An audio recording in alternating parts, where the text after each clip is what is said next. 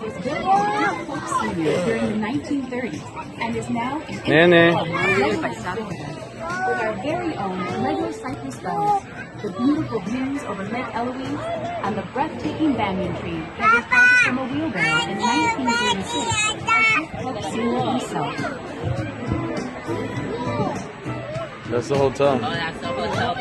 Cypress Gardens became the water ski capital of the world during the 1950s and 60s, with many film stars and sports celebrities there to movies, TV commercials, and game shows on the banks of Lake Eloise.